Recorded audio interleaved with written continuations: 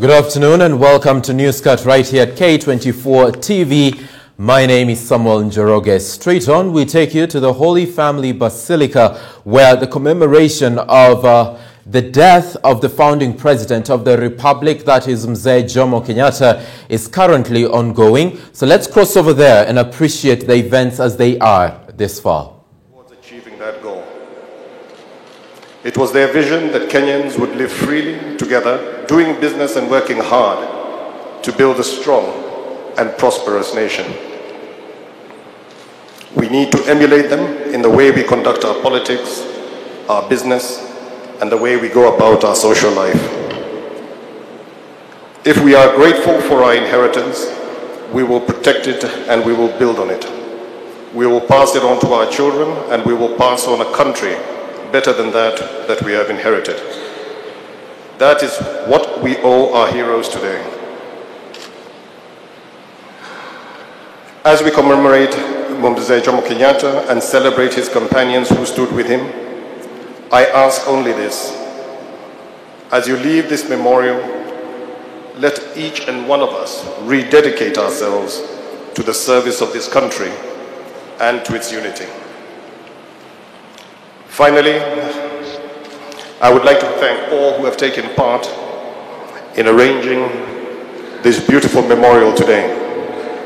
I would like to also thank everybody who has taken their time to attend this function today.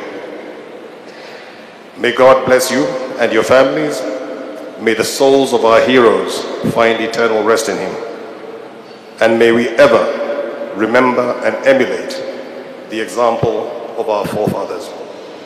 Thank you all, and God bless you, and God bless Kenya.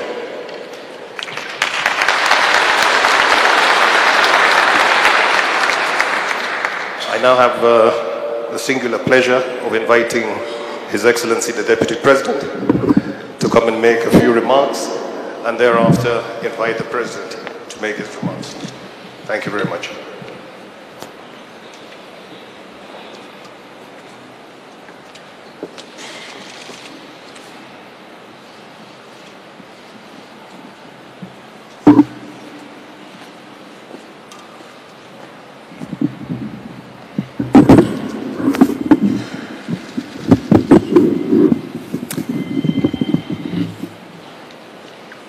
Your Excellency, the President of the Republic of Kenya,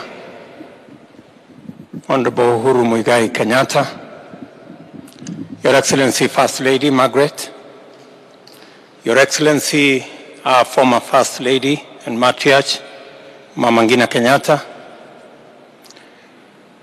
Speaker of Senate, the Governor of Nairobi, leaders of majority in both Senate and National Assembly, ministers present, the family of our late departed founding father of our nation. Ladies and gentlemen, good afternoon.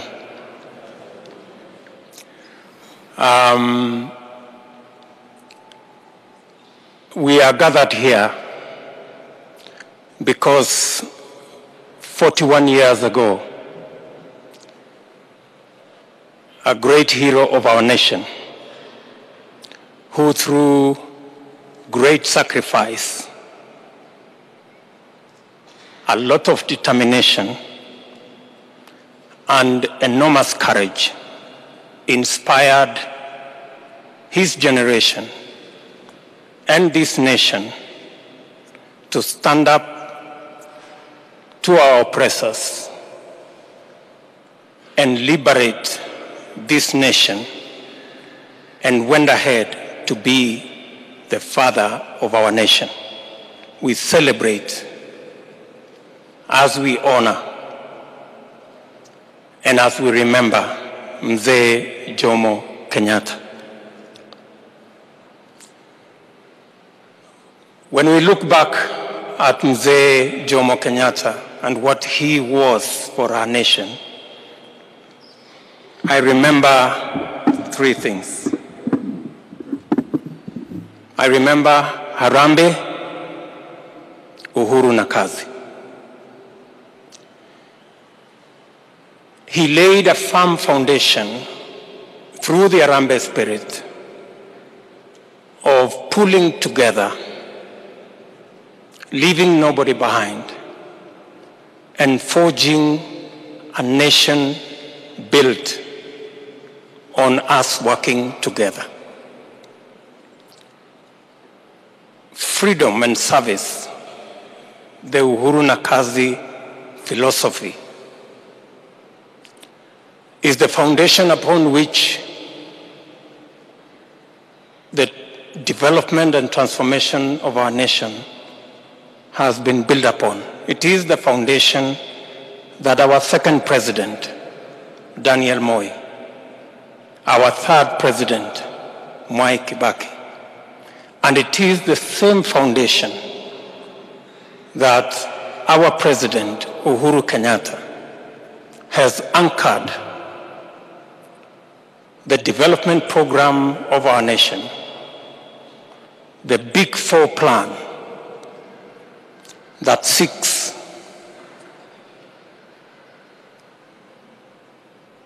to bring wholesome transformation, expanding opportunity, creating jobs, creating wealth, expanding enterprise, making sure that this nation, like Jomo Kenyatta would have wanted, leaves no Kenyan hungry, no Kenyan homeless, nobody poor, but all of us sharing in the prosperity of our nation. And today, as we remember Jomo Kenyatta, the founding father of our nation, it should inspire us to work together behind President Uhuru Kenyatta so that wherever Jomo is, he can proudly see that the nation he left behind is making strides in the right direction. Ladies and gentlemen, this is a very special day. Death is a mystery that many of us will never understand. But we can only say that we are the lucky that we had Jomo Kenyatta to build this foundation upon which leaders like ourselves, led by Uhuru Kenyatta, can build our nation into the future. With those many remarks, ladies and gentlemen, it is my humble duty and responsibility to request His Excellency, the President of the Republic of Kenya, to come and make his remarks. Your Excellency, sir.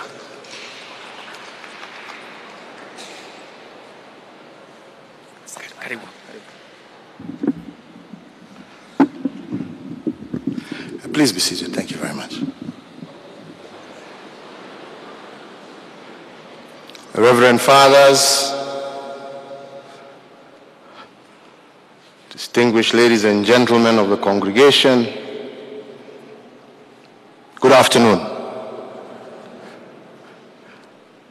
Let me begin first and foremost by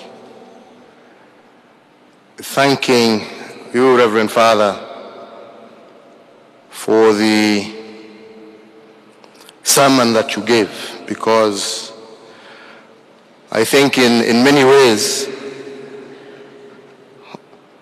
you said what I would have said. Today we are here to remember a man who gave his life in the service of this nation. But indeed,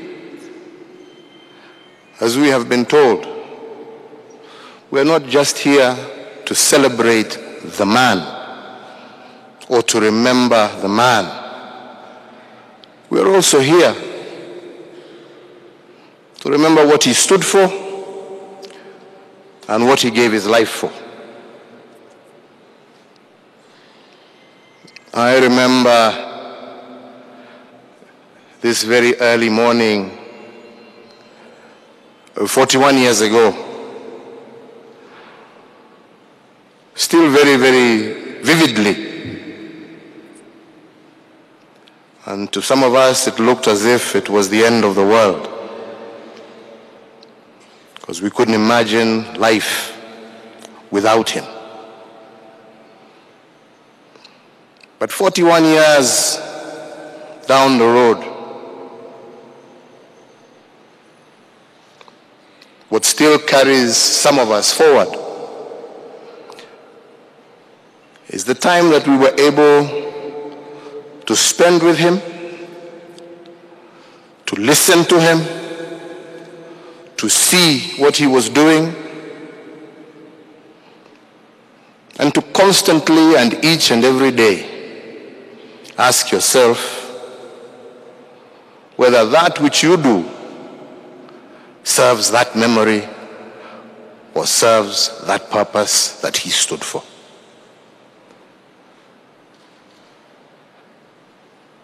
And that is why my plea today to all of us is the same plea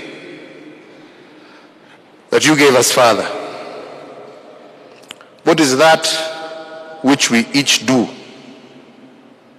every day that makes a difference and that impacts positively on the lives of even one single person? And it is not what you do in leadership, it's what you do in family life, it's what you do in work life, it's what even you, padres, do in your daily life. How does it impact? How does it change? How does it benefit? How does it move people forward, not drag them back, not injure, not hurt? And what is it that motivates us to do that which we do? Do we do it for self-gain?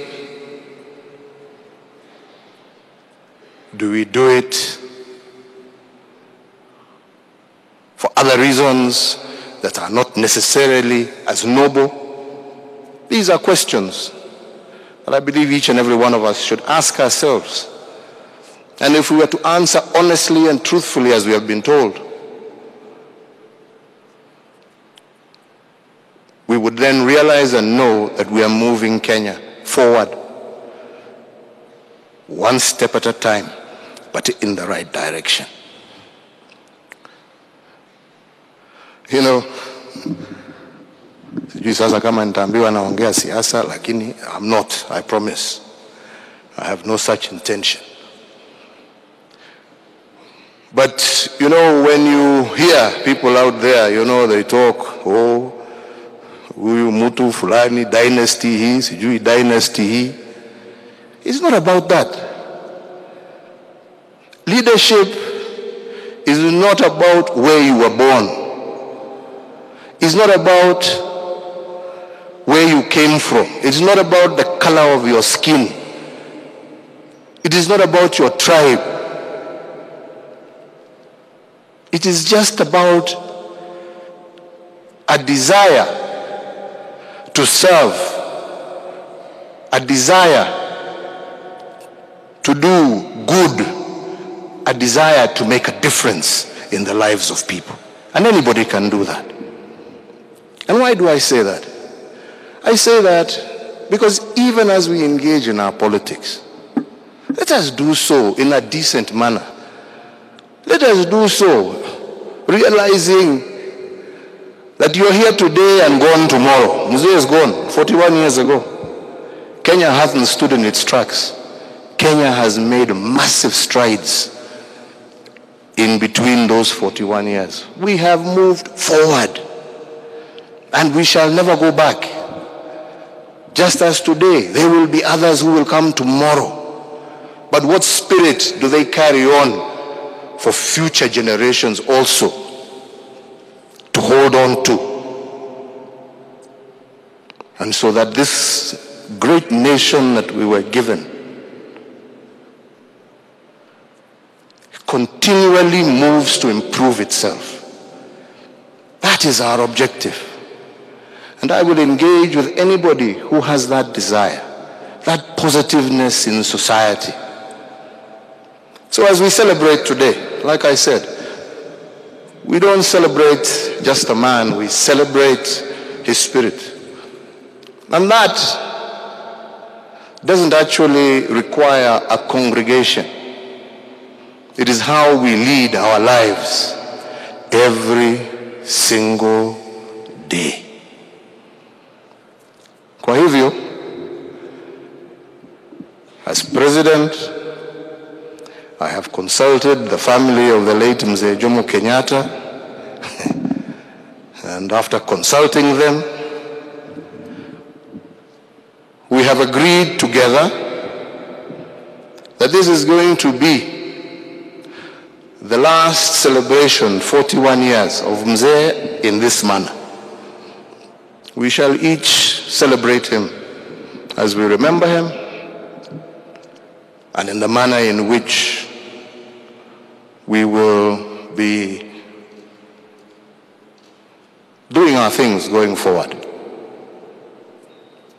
And I want to take this opportunity from the bottom of my heart, again on behalf of the family of the late Mzee Jomo Kenyatta, to thank the second President of the Republic, Honorable Daniel Toroitich Arap Moi, who without fail for 21 years observed this day. And we are truly grateful to him for that.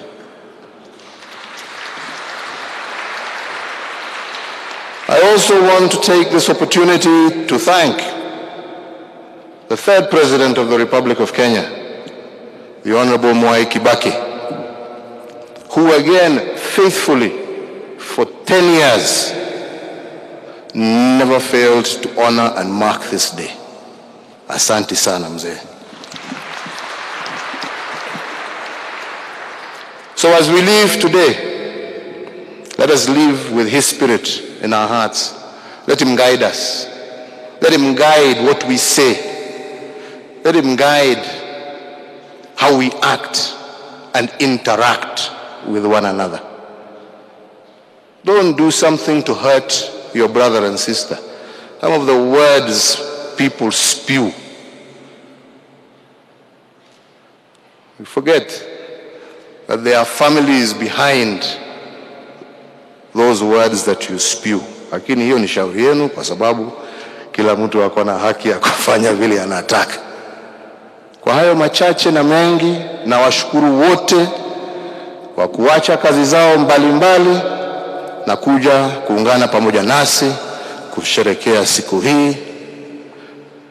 Padres, asanteni sana kwa maombi safi. Asanteni sana kwa mahubiri ambaye yamekuwa ya maana kwangu mimi na najua kwa wengi ambao wako hapa. Tunashukuru Kanisa Katoliki kwa vile tumekuwa tukitumia hii kanisa lenu. Asanteni sana. Hakuna siku hata moja tumewauliza tuje tuungane pamoja nanyi kusherehekea hii siku na mkakataa. Asanteni sana. Tunawashukuru sana. Tunasema Mungu awabariki nyote, Mungu awabariki kazi zenu, Mungu aibariki taifa letu la Kenya. Asanteni sana.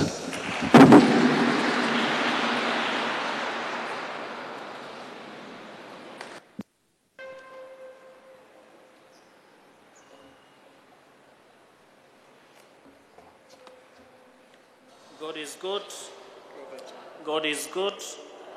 So I want to take this opportunity first and foremost to give a very cordial apology from the administrator of the Holy Family Basilica, Father Simon Peter Kamomwe. He was to celebrate this Mass and something came up and I assist him. And from the Holy Basilica this afternoon, the President of the Republic of Kenya says that this 41st memory or commemoration will be the last that will be marked in the manner that it has been for the last 41 years.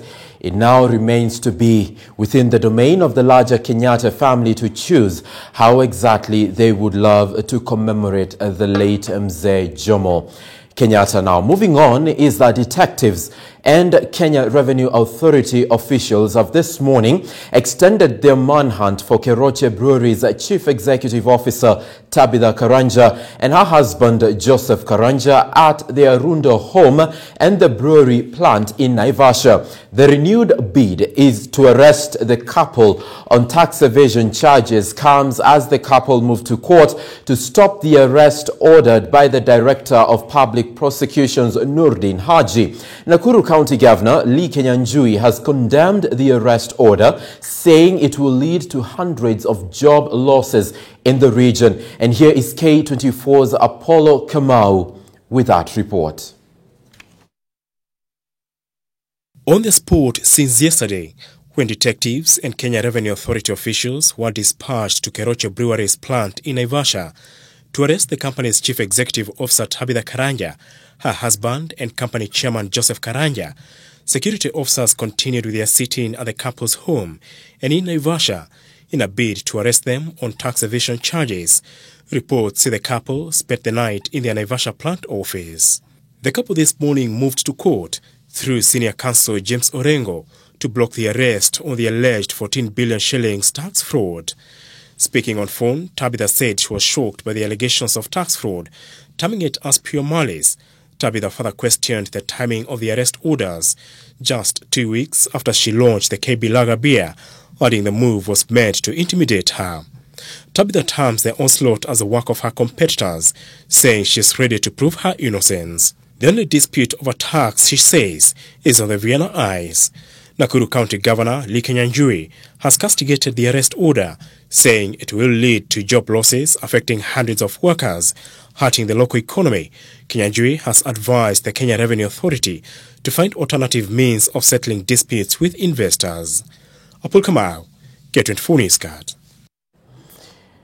Now, the developing twist to that story is that Tabitha Karanja has been arrested together with other employees of Keroche Breweries, so expect more details to that story during our subsequent bulletins. Now, non-recognition, lack of statistical data, limited legislation, and administrative policies that inhibit enjoyment of human rights by intersex persons will these years see them included in the national census after suffering many years of stigma and marginalization. And with 2 days left to the start of the national exercise, various stakeholders, including parents and intersex persons, today converged to understand how they will be included in the activity to ensure no one is left behind in inclusive planning and development. One of the things that the enumerators have been asked not to do is to assume the sex characteristic of any person. And that is why when an enumerator goes to a household, they are speaking with the head of household or the most responsible or senior person in that home. And therefore, the first two questions are really how many people are in this home, and you enumerate their names. And it is in that process that they also ask you the sex of these people in this home. And they have the three options of male, female, and intersex. No enumerator should look at you and say you're female, or you're male, or you're intersex. It is the voice, the word of the head of household or the person responsible to respond to the question, male, female, or intersex. Now, it's all systems go for this year's population and housing census, with the government assuring the nation that all preparations are complete and all material needed to be used in this exercise already dispatched to all the 47 counties for distribution. Acting Treasury Cabinet Secretary Ukur Yatani, who spoke during an inter-ministerial committee briefing at Harambee House, said all material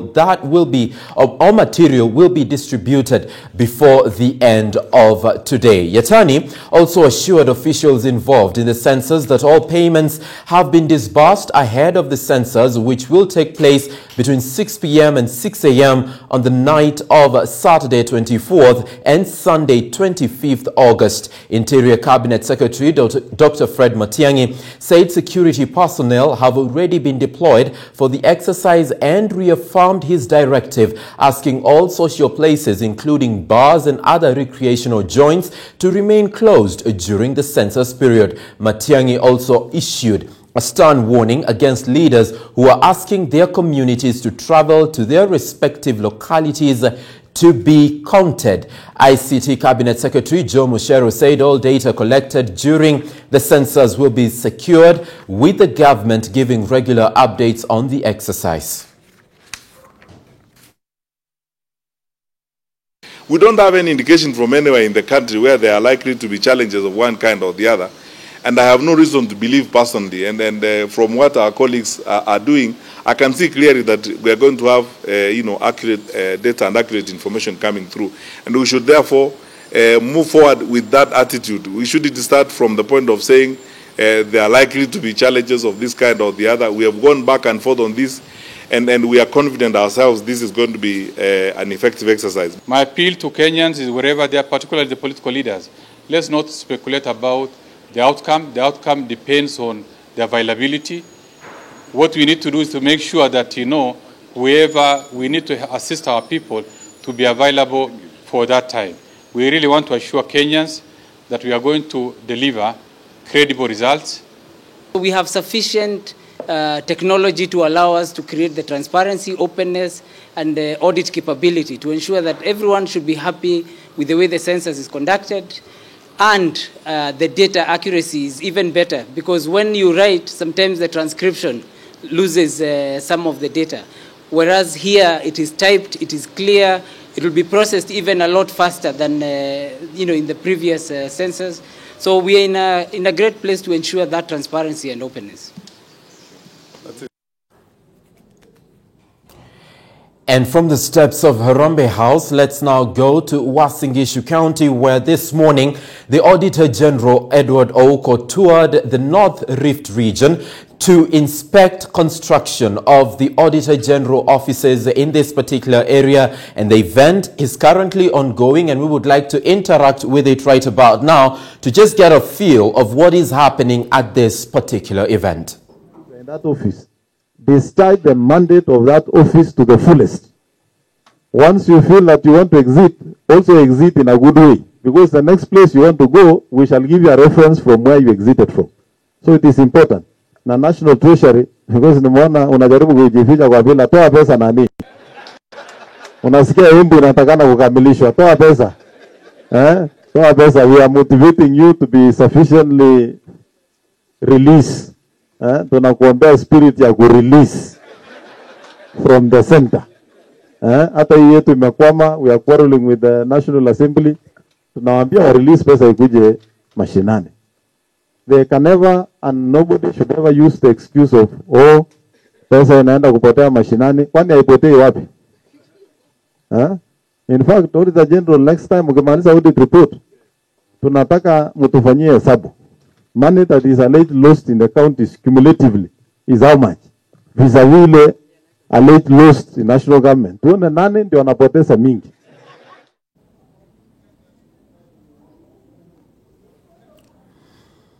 Okay, and currently addressing the gathering at that particular event is Uasin Gishu County Governor, that is Jackson Mandago, and he's urging the government to release money to the counties. At that note, would like to wind up NewsCut today. Thank you so much for watching the bulletin. My name is Samuel Njoroge. Our sign language interpreter for this bulletin has been Walter Sewe.